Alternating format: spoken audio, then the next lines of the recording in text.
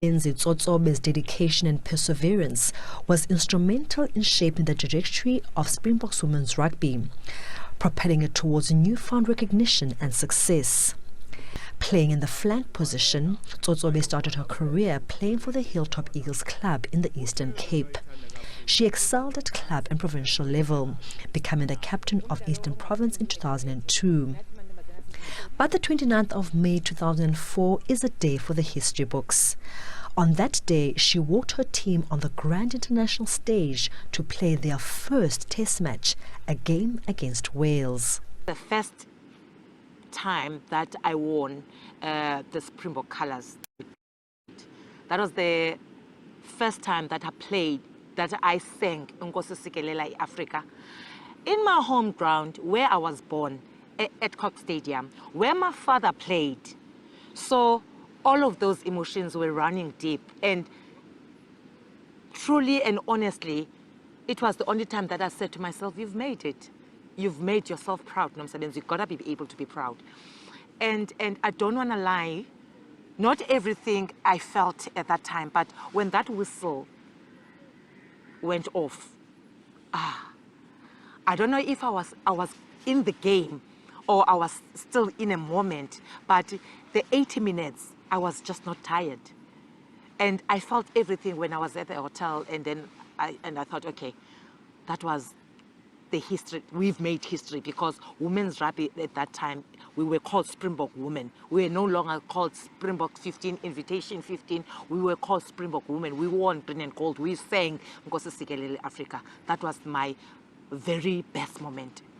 Her leadership qualities continued to shine through as she traversed the international stage. For those who got to play with her on the field, she led with distinction and excellence. She taught us to go to school, because currently I'm a manager for the women's rugby, and I didn't get that job just in J. Because the requirements was to have a qualification because she taught us that school goes a long way. So we knew that there's life after rugby, because we don't play rugby anymore, but we have life because of we went to school, we have our qualification. So she taught us very well that. She was firm and harsh. She didn't like to be beaten. But at that time, unfortunately, because we were still starting playing, so we were losing every now and then.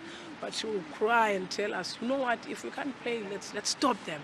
They can't be scoring like every now and then. So she's got that thing in her that boosts you guys, you know, it gives you that oomph. Guys, she will cry and say, I understand, you guys are tired, I understand, we just started playing. But she'll got that thing, you know, that psych you up for the game. She was that captain for me. Getting to play the game she loves took some effort, and convincing the men who coached her to initially open the door for young girls to play under his tutelage. But Tobile Ndundra says her success in sport is not a surprise, as he saw her talent immediately.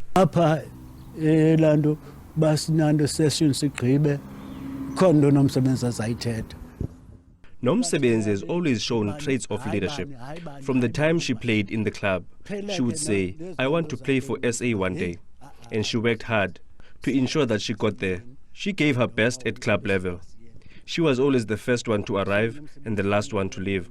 She would ask me to train her more after each practice, because she wanted to be the best, and later she became the lady she always hoped to be.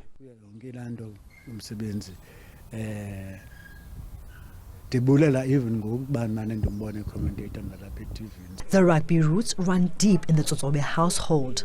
Nomsebenzi's mother, Nomgqibelo, is a former regional coordinator for women's rugby in Gqeberha, and her father, Toto, played representative rugby in the 70s. And that blazer was donned on her, I was very excited, because we had achieved what we wanted for so long. And we introduced this thing with the ladies, that you are playing rugby. That does not change you as a person. You are a lady, but you enjoy playing the game. So don't change. So I was very excited. I felt that even my late husband, he should be happy where he is, that here my legacy is moving forward. Although she has hung her boots, her legacy still lives on through the many lives she continues to inspire from the township where it all started. Her presence still reverberates through the airwaves as a closer rugby commentator for men and women's versions of the game. Nomsebenzi is also an analyst for Paka magazine and an SA rugby commissioner. And she continues to advocate for chasing your dreams. I can say, if you dream about it, put it on paper and act on it. It's an unfortunate thing. Everyone is busy. We must just stop complaining. Let's just wake up from the dream, write it down, and act on it. Even if it's small steps, but act on it. But you can't sit in your couch in a comfort zone and say you want it. You're just not going to get it. No one cares. Nomsebenzi is also versatile, a woman of many talents. In 2005, she was chosen as one of 10 beauties of sport in a contest run by the magazine South African Sports Illustrated.